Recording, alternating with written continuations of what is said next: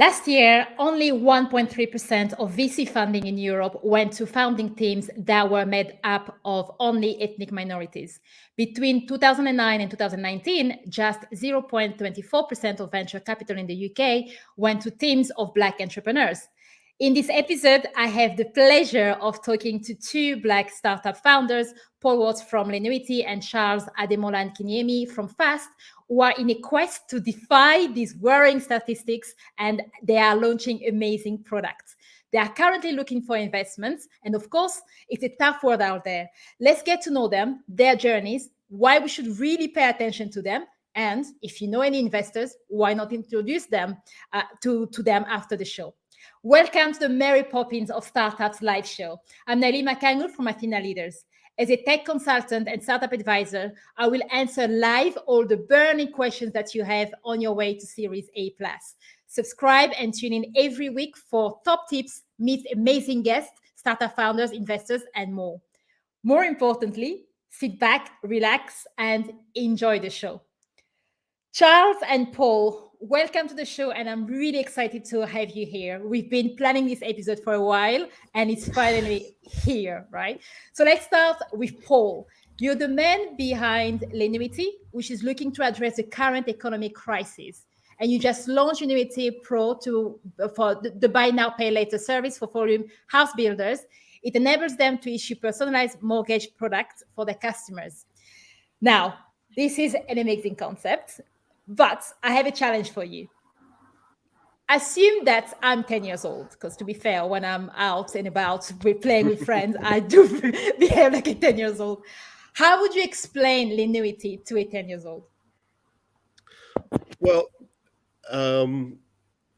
it's challenging because at 10 you don't really have that much money to buy expensive stuff, right? So you're reliant on your parents. I have a piggy bank. Yeah, but what normally happens is when you buy something that you cannot afford to pay for all of it in one go, right? You have a choice of saving up to buy it in the future, or borrowing some money now to so that you can pay for it now and pay back that money over time. Now, the more expensive the item, the more complex it tends to get. And so what Lenuity helps you with is the most expensive big ticket item there is, which is land and property. And we just make that process easier. And the technical bit, a 10-year-old won't need to know. Brilliant, thanks. And Charles, you're one of the co-founders of PHAST. And for those who've been following me regularly and have seen Charles in the podcast, you probably heard a lot of Pecunia Pay. Pecunia Pay is now PHAST, and I believe they're on a very fast mission to provide more seamless banking transactions for people who want to send money from and to Africa. Can you tell us a little bit more about PHAST? All right. Hi, everybody. My name is Charles, and I'm the co-founder of PHAST. All right. We are actually intended to solve two problems with PHAST. It's actually right now is a technology focus on Africans based in Nigeria. We have a region problem in Nigeria as we speak, where people are not entirely part of the global payments network as we speak right now, because of stringent regulation of traditional banking. And we have over 62% of unbanked population in Nigeria. And even the over 30% that are banked, they are very, very much underbanked. That means they do not have access entirely to premium modern banking services, although they have access to some. So there's a very, very serious problem rocking the financial sector in relation to the people of the country. So, and to some part of the continent. So we come together that, okay, how can we actually solve this problem? How can we bank the unbanked? And how can we make Nigerians a part of the global payment network? So we're solving this problem on two fronts. We come together to introduce Pecunia Pay some months ago. As we proceeded, we discovered that, okay, with everything we are building so far, it's a more sophisticated mobile application that encompasses every forms of payment, both locally and cross-border. And one of our value proposition is to enhance fast and quick transaction, because that is one major problem when it comes to cross-border. If you are actually in Nigeria and outside Nigeria, we are receiving money from the country. I tell you, it can take, if you're using traditional banking system, it can take up to a week or a week and a half before you can get that payment. And although we have current existing credit unions trying to solve this problem, but it's not being tackled as efficiently as it should. So these are the problems we're trying to solve with FAST. And with what we've built so far, we think we have been able to tackle this problem to at least 75%. Oh, wow. That's quite That's good. exciting. And I can't wait to dive more into both of your products. And for anyone who's just joined, hi, welcome. If you have any questions for our guests, you have them today live. Do please answer. And a special hello to Bill here. And if you are on LinkedIn, check out the hashtag The Bill's Way. I think I got it right. So, Paul, can you tell us a little bit more about Lenuity? Because I believe you've just launched the Pro version, right? So, Yeah. why is it exciting? Well, I know why it's exciting, but why tell it to our listener why Lenuity is exciting, and they really should have a look right now.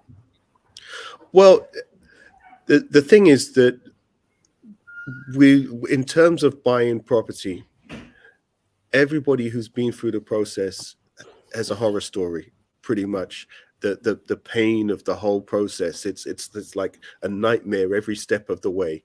Every step of the journey, the people who celebrate are the people that got to the end. It's like a gauntlet that they ran to get to the end of their property journey, and that's whether they were buying land, commercial, residential. The whole process is one of pain. And so what's really exciting about Lenuity is that it brings an experience that's been available for a really long time with other big ticket items. For example, whether if you went to you go to buy a sofa, or you go to buy a car, you go to the showroom, you go to the store, and you pick out what you want, and they're able to provide the finance in store from that point of view. Now, what we do is enable that embedded finance solution for new build homes, for volume house builders. In terms of a customer experience, that means they're able to provide tailored financial products that are not dependent on the market rates. Now, all we hear in the news is how inflation and how the accessibility of mortgages, the cost of mortgages rising. This enables house builders to provide finance that's independent of the market rates, and they can target specific markets. One of the great markets to target now is overseas investors, because that makes London property, the high value property, on sale. So for them, the property's got significantly cheaper, but they still have problems in order to purchase and bringing money into the country, attaining finance locally. This means that house builders are able to provide a financial solution to them directly. It means a sale that might take 4 or 5 months or more can be completed in 14 days. So it's a radical change in the customer experience, and the whole, it just revolutionizes the whole journey. And for house builders, that means instead of your customers in a position today where they're like, it's uncertainty and chaos, and your customers are falling away, and the number of sales that are falling through is up to 40%. And these figures are always lagging, right? Because when you look at it, or you talk to estate agents and stuff, they're saying everybody's pulling out of purchases because of the finance aspect. This means that house builders can say, you don't need to worry about that, because we can provide you a solution. We can provide it quickly. We can give you certainty, right? And you can be in the owner of a new property within 14 days. And well, I we could wish get that that down. Lenuity was around when I was trying to buy my first property about 4 years ago. I did pull out towards the end of the process. It was long, painful. So you obviously you get the Yeah. mortgage to look at, and then of course all of the due diligence, the lawyers that send you documents written in anything that sounds like English, but I'm dubious whether that's English. And it's kind of interesting to see how what you're doing is to kind of reduce that. But now, let's say I'm someone really looking into to enter the market again. Yeah, I've changed my mind and I want to try again. So, who are the players that I need to interact with whilst using Lenuity to get the financing? Do I have to also talk to a bank, to my bank directly, the house builder, or do I just come to Lenuity and you help me sort out all of that? So Lenuity is not a consumer service. So you approach you'd approach the builder. This, you think of us like a solicitor for the seller. So we provide a service for them that enables them to provide better service to you, right?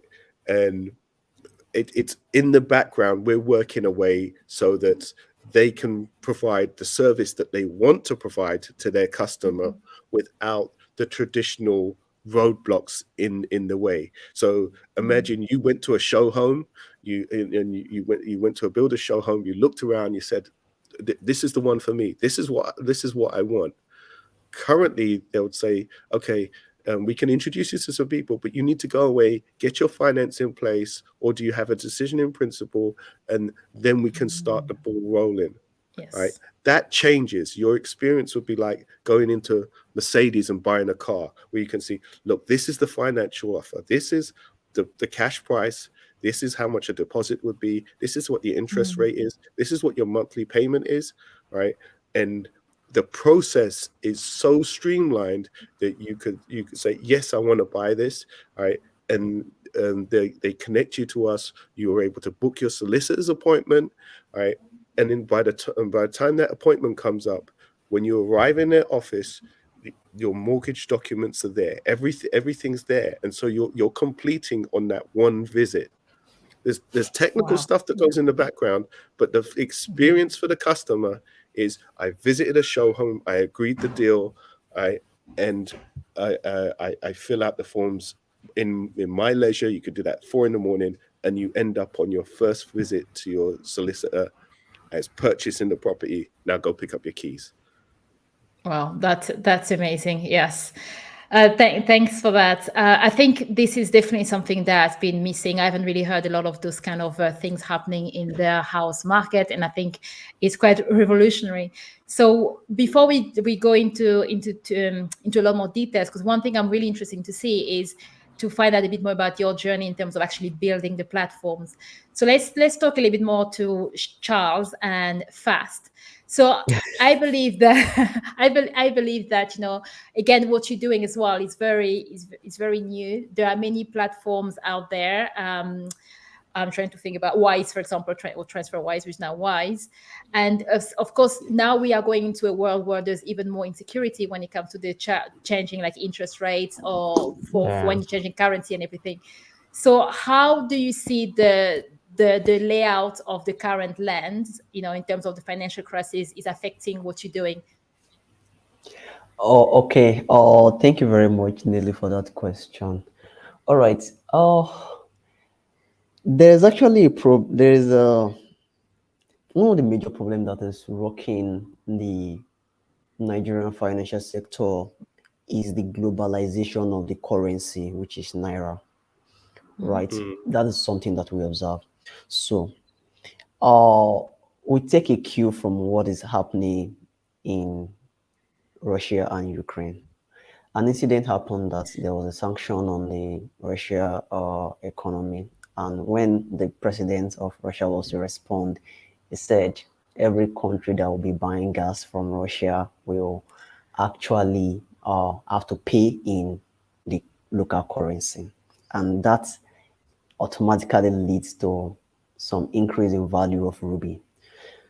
That in some ways make the currency more globalized. So we discover that the problem with Naira is not entirely because the economy is not doing well in Nigeria, but it's one major problem is because the currency is not globalized. It's not entirely in demand. Now, we observe something when we're doing our research, that if you as a Nigerian, this problem, I am mentioning Nigeria because that is where we're starting from. It's quite peculiar to some other developing countries as well. So we discovered that if you are in Nigeria and you want to actually make a purchase from a global merchant store, and the checkout currency is, let's say, dollars or euro, whatever, pounds. If I am to check out that currency, make a payment and check out with another currency, let's say Turkish lira, the payment is going to be accepted. If I'm to check out with another more globalized currency, is going to be accepted. But if I'm to make the payment with naira, it's kind of going to be bounced. We discovered that this is as a result that the network, more like where the currency is being leveraged on, has been blocked out. That is what we observe. The essence of technology is to actually provide solution to already existing traditional ways of doing things, and actually enhance or further enhance it, so that it can better serve a whole lot of persons at once.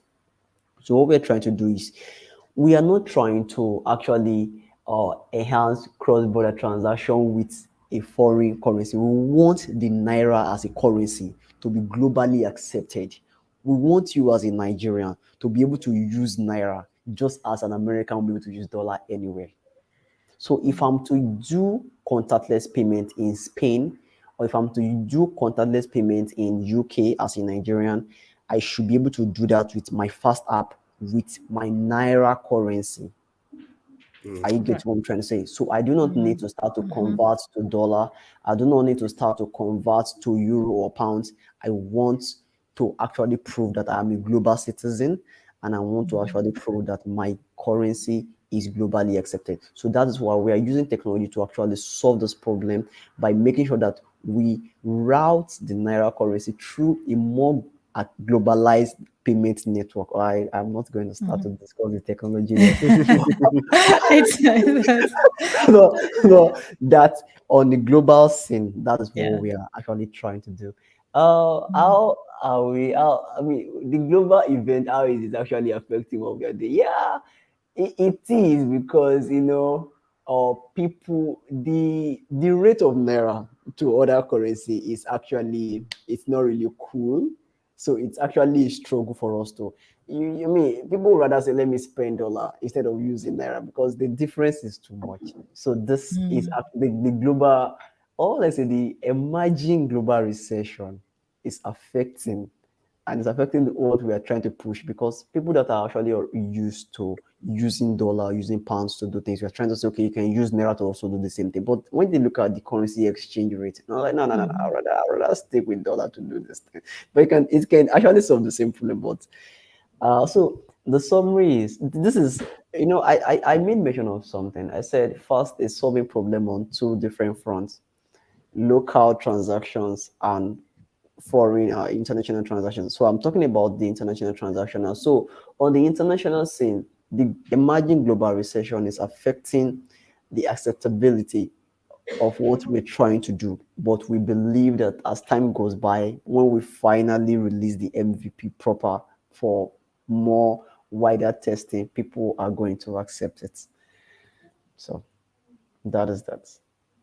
Yeah, and I definitely can't wait until that day when you're actually going to launch your MVP, because I'm really interested, especially I think that space, of course, as you said, you mentioned a lot Nigeria, because that's where you're starting, but this is an issue that a lot of developing countries are facing. So it's going to be, once you move on with the product, it's going to be solving a really big challenge that we currently have. Now, talking about launching product and putting it out there and growing a company, one of the biggest hurdles that a lot of startups and small businesses face is funding. So, Paul, do you want to talk a little bit through your journeys, the highs and lows of your journeys into funding your company, whether you're starting bootstrapping, family round, and all of that, to where you are today? Yeah, sure. I think that it's an important, a really important discussion, because there's information that's bandied around, and there's the story of how companies have raised money, and like people who've come with a napkin idea, and the roadmap of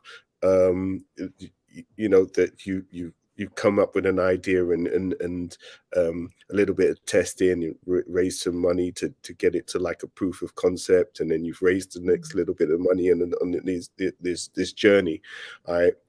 And that the Silicon Valley story, and that first of all, that's not the reality for UK businesses, and and for Black-owned businesses, right? You're so far from that you couldn't see it with a magnifying glass or a telescope. It's like that experience is a different galaxy, right? I think that one of the key components in the startups becoming a business, or an idea becoming a startup, is the concept of a friends and family round. Now, a friends and family round requires that your friends and family have money, have disposable income, right? Yes. And so one of the things that I was at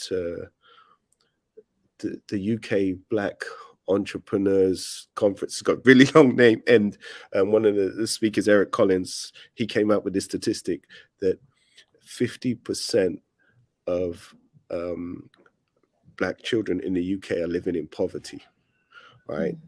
And so when you look at the history, the lack of generational wealth, when you go back in the UK from the 90s and the early 2000s, where the work opportunities weren't there for families to build up. So you have a lack of resources for a friends and family round. So what I would do when people say, okay, raise a friends and family round, I'm like, okay, so I've raised £10 now, which I need to pay back at the end of the week. Right, now what? Right, so the friends and family round is we're like virtually excluded from that, right? Yeah. And so disadvantaged from the start. Yeah, and I guess yeah, Charles, I would like to, because you are nodding as Paul was talking through this, I would like to see whether your experience up to this point matches or. I was actually I was nodding because when you made mention of your friends and family not having disposable cash, it's actually very true. When you're starting, fintech is very expensive. I'll be honest with you. In fact, I don't think any fintech is cheap, because we have different types of fintech. We face quite a number of challenges. In fact, I used to tell my people that I never knew that some level of challenges existed until I started this. It's a different ball game of financial challenge. It's like, okay, this problem is actually very fundamental to the seed stage, of course, to get the product built either by yourself or by you and your developer friends, or you're contracting it to a software company. But a software as advanced as a financial technology or software, that you will have to embed security, embed a whole lot of infrastructure just to make sure that your user data are protected. It's quite very expensive. It's not a technology that you build with $10 or $100. They're quite expensive. So whenever we talk to some people, and the question will be like, have you tried to raise seed from your family and friends? My family and friends do not have this money to build this kind of technology. So what am I going to do? Now we move away from family and friends. Let's go and meet investors, angel investors, or venture capitalists. And there is always one question they will firstly ask: do you have traction? I don't have traction. I don't have traction, but I know what I want to build. So this problem persisted for a very long time, and it's at the time I had to start to bootstrap. If I have any little money, you put it inside. You have any little money, you put it inside. In fact, we're almost running broke trying to build a technology that is solving problems for so many people. So two major problems I was able to highlight from. I will still highlight the major problem facing this kind of situation in Africa. But what I personally encountered was one, network and accessibility to capital is not readily available in where we are trying to build this solution. Paul was saying that okay, UK businesses are different. The reality of Silicon Valley is not the reality of UK businesses. It's even terrible in Africa. Trust me. If it's UK, I mean, you have hope. In Africa, it's a different ball game entirely. Of course, we're talking about a continent where almost 60% of the countries are still developing countries. So it's totally different. UK is a developed country. In where I'm from, in fact, my country is still a developing country. So the network is not there. I mean, the people that readily have this money, they may not readily believe in what you're building, because the first thing they will do is they look at your age. They look at, I mean, what can you do? Like this, they can actually water down your confidence. So you do not want to start pursuing that path. So you just want to just meet people that can actually, that you think they can believe in you. So network and accessibility to capital. Accessibility to capital in this form, let's say that okay, there are times that different ideas to get funding will actually come to your head, like getting loan, however, whatever type of loan from or credit facilities. And definitely they want collateral. And I tell you honestly, some of these collateral are impossible for me to have. I cannot have some parcels of land at this. I don't have some parcels of land. I don't have some extent of collateral that they do. So it was extremely tough, very very tough. But you don't give up on your dream. You just have to keep pursuing. Yeah. And I think that is one of the things I would actually be willing to teach or tell some other persons out there, that although the road may be tough while starting out, I'll be honest, but the motivation is that the problem we're trying to solve is a novel one, it's a noble one. It will be my utmost pleasure to know that my people are part of global payment network. So the pain, the sacrifices are worth it. So Definitely. so it kept pushing. It kept pushing us. But I'll just stop there for now in case there are other questions coming. Yeah, no, I guess, as Paul, you've mentioned earlier, this idea of the Silicon Valley dream, right? What you see on TV on how the funding works doesn't really apply. And Charles, you've also shared your own personal stories and struggles. Now, one thing that I've picked up from, I'll say a couple of things I picked up, but the first thing we're going to look at is just the network. And then we're going to talk a little bit about the mindset and, the impact on momentum. So I guess one of the things that you both mentioned in terms of the network is the warm introductions, right? So a lot of VCs and they really rely on warm introductions. But my issue I have with that is that warm introductions are made from people you know. So if you don't have a diverse set of friends that will introduce to you the people, how do you bridge the gap and find great ideas out there that might not come from your own direct set of referrals? Do you have any thoughts on that, Paul? Networking is essential. The thing is, you don't know. There is so much to do starting a business. There's so much to do with a tech startup. There's so many areas to cover. There's so much information that's already out there. There's so many things that you don't need to invent and create yourself. So getting out and making connections, putting yourself in an environment with other people who are on that journey at various stages along that journey, helping people who haven't traveled as far as you on that journey, and seeking out help from people who've traveled further than you on that journey is essential if you want to get to a point of profitability, a point of having an actual product. So there are quite a few organizations around. There's something you'll find with many of these have started in sort of 2001. All right. You know, a lot of this is really new. There's some stuff that was around before, but the real help and the real changes have come post George Floyd, right? Even in terms of the black VC operations, like they didn't have money before George Floyd, you know. So you know, things have changed, are changing. But when things are changing fast, it's all the more reason why you have to be out making connections in your field. Yes, definitely.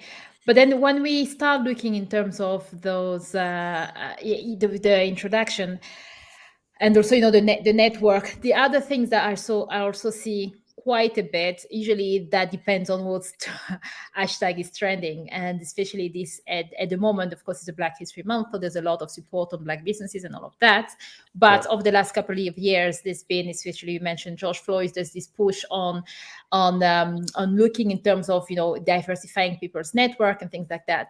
Yet there's a little bit of undertone that I've seen. I don't know if you've noticed that as well, that there sometimes it feels like going for to diversify your portfolio of investment from a VC perspective or from a company feels a bit more like either it's charity work or it's a quota kind of thing, right? So it's not something that we do because we really want to do that, but we do that to either reach a quota or we do that because we just want to do good for the world. So yeah, what are your thoughts on that? Yeah. I think that what you're saying is really true, right? But that's a step up from nothing. You know, it's like you're like saying, okay, look, you're getting scraps now, but scraps were better than starving, right? You know, are you happy with scraps? Am I happy with no, right? But it's better than starving, right? You know, and even if you look at the amount of ideas, the amount of stuff, the amount of things that people are creating coming through, and you know, that portion of charity or box ticking, it will not support that.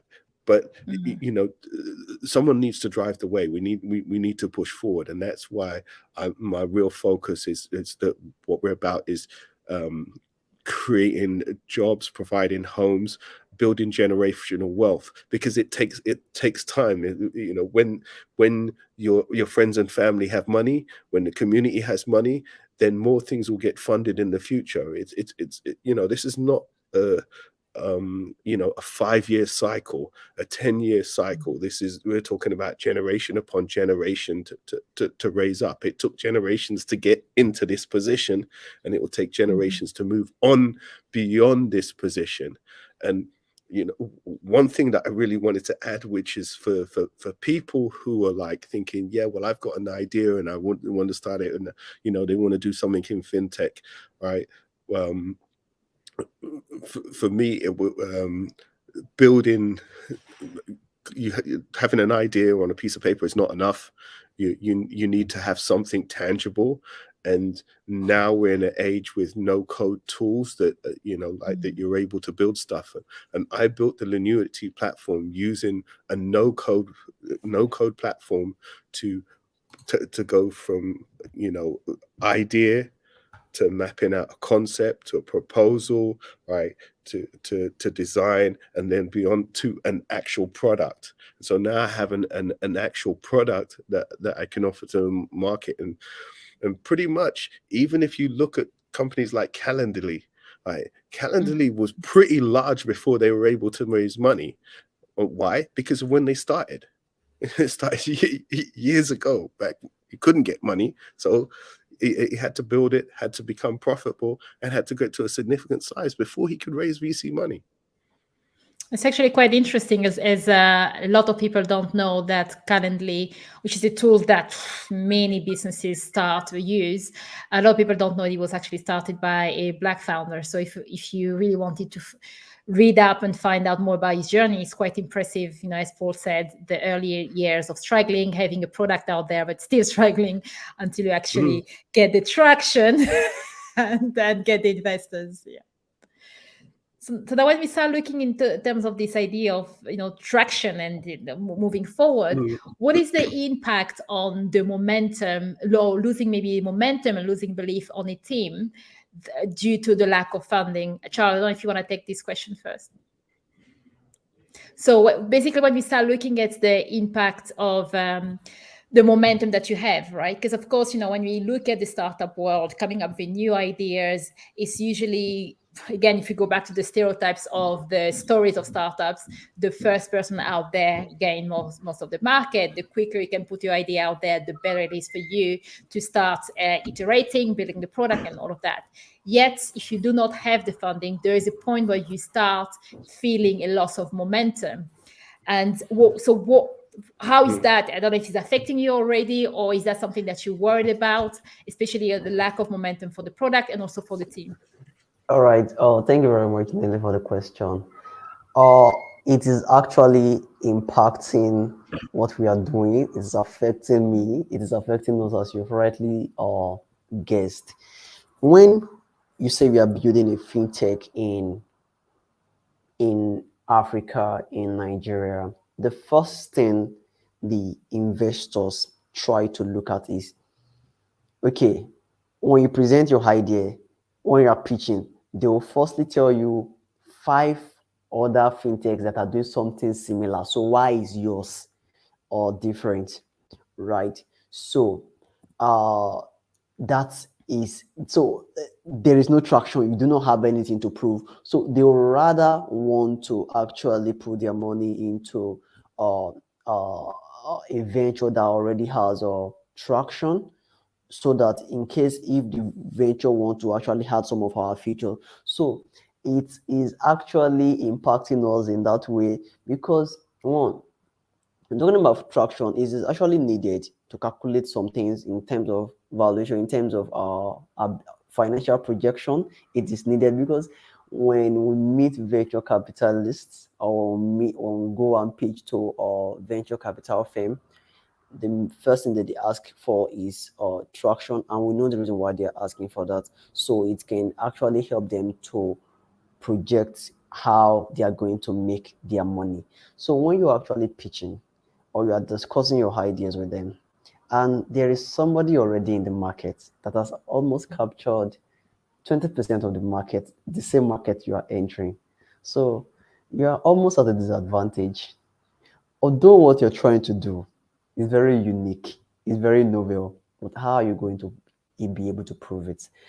So it's a major impediment to getting funding, to getting funded in Nigeria, in Africa. It's a major pivot, and it's actually one of the reasons why we have to actually make sure that we quickly build a minimum viable product for us to get some amount of users to use our product, get this traction, and actually be able to raise this fund. Because without this, we are not able to raise this. It is core. It is the first thing. It is the major factor before you can actually get to proceed. In fact, where we are building the solution. So summarily, it is impacting what we are doing, and it is the number one reason why we are releasing our MVP this month, to get traction, present what we have to investors. Now we have people that are using this. Now we can begin to fit in other features into it. So that is it. Yeah, brilliant. So it's good to know that although, like you said, there is a loss of momentum, but you are really charging forward and launching. And I'm sure Paul and I will be sitting behind, waiting for the announcement on LinkedIn. Absolutely. Definitely. Absolutely. Thank you. Yeah. Absolutely. What about you, Paul? What are your thoughts on this loss of momentum when it comes to trying to launch out there and struggle with the fundraising? Yeah, I mean, momentum's incredibly important, right? Because that when you talk about, even if you have a founding team or the addition, once you're, in fact, even as just an individual, right? You need to have results. You need to feel some sense of reward to keep going, right? You just deflated. The journey's a roller coaster. It's full of up and downs. The more people involved, right, that's more up and downs to cope with, right? So you need to have positive feedback, positive reassurance to keep going, and to keep the motivation up, and that can take many forms. I think joining an accelerator is incredibly important. It's very valuable. I participated in 2 accelerators, the Barclays Black Founder Accelerator, which was really good and opened up connections, and that brought with it opportunities. And I have a really good relationship with Barclays out of that, and became a member of Barclays Rise from that. And I also did the Founder Institute Silicon Valley, which is a very competitive accelerator with 500 applicants, and only 13 of us graduated, right? But that gave me good connections in Silicon Valley, and it gave me an insight into what was going on there, and the comparables. So I think the things like that are really helpful for your motivation, right? And if you don't have that motivation, that momentum, it's just going to fall apart. You're just not going to get there. This is a hard task to take on, and if you don't have a high level of determination, well, if you're going to give up because, well, you know what, there's 10 other businesses doing what you're doing, right? Most of the time when people are saying that, they don't even know what you're doing, right? They're like, oh, there's people are doing that already, right? And if you're like, oh, okay, let me go back to the drawing board, go back and look for something else, right? Because you do not have what it takes if you're going to get knocked, you're going to stop at that hurdle. Yeah, that's very true. Yeah, it's the temptation to pivot whenever you hear a new idea or a different way you should have done this, while the other person doesn't even have the vision that you have or understand the challenges that you are tackling is quite strong, and the belief that you need to have with yourself. So we're gonna look at some advice that is based on your journeys and what you know as well, that you can share with other startup founders. So far we've on this episode we've really looked into Lenuity and PHAST and what they are doing, why they are amazing. And as I said before, those 2 amazing companies are looking for investment. So if you know anybody to connect them with, whether it is to a VC or just a chat to an accelerator program or something that can help them, please do get in touch. So what we kind of discussed some of the challenges that Black founders and of course other ethnic minorities as well have. We looked at the current economic climate, the friends and family rounds, and why we should really start scrapping that term. We talked about this idea of not being able to be aggressive and losing momentum when it comes to building your product. So it's kind of this idea of a bit of a glassing, really. We looked at the mindset, the issues with confidence, the introduction to VCs, especially warm introduction for VCs, can be quite difficult. And this new land of diversity, what kind of opportunities out there. But what I really enjoyed, for anyone, especially listening to me right now, would think, oh my God, so many negative things. But one thing that both Paul and Charles have also been talking about throughout this episode, which I thought was worth highlighting for those who just joined or just listening right now, what you can do as a founder to overcome the challenges and why it's important to keep going. So you both mentioned things like your network and why networking is important and what you could do about that. They're joining the accelerator program and really believing in yourself and more. So before we go, I think it would be really nice to end in a positive note, because I'm a believer that, it's better to live and go after your dream than wish what would have happened if. So what kind of advice can you give to a startup founder right now, regardless of, ethnicity, struggling to raise funding and really starting to doubt themselves? Okay. Go ahead, Charles. Okay. Shall I go first or? Yeah, sure, go. All right. Thank you. Okay. I will advise this. My first advice is going to be like, if you're starting out if tech venture in this current dispensation, you should know that it's a very, very competitive industry, and you are going to be competed with so badly. In fact, you can roll out your idea. In fact, you can be thinking of something now, and you wake up tomorrow and see that somebody's already building it. So, but that doesn't actually mean that they are building exactly what you're building, and that shouldn't water down your spirit. And as regarding to funding, I am not going to lie, it is not going to be easy starting out, right? Because building technology is expensive, and you may not readily have the money to build it. So, but one other form of currency, I believe, is persistence and effort. To me, I believe those things are actually the most valuable currency you must and you should have while starting out. You may not have the cash readily, but those two are very, very critical. Because if nobody can beat down your spirit, if nobody can discourage you, if you can persist, trust me, you summon the challenge and you look back, because they are always going to be part of the story. They're always going to be part of the story, because the pain is what actually makes the story sweeter when you're telling it. Absolutely. So that is it. You have to be persistent, and you have to learn how to just keep moving forward regardless of the obstacles. Oh, brilliant. I love this new analogy. Now I think I'm going to work on my new currencies. Paul, what about you? So I'd like to say two things. The first one is to give a bit of inspiration, right? And the inspiration in form of an example. I read a lot. I've read a lot of books. I've got a lot of books, and most of them are on business. And one of the stories that really inspired me was the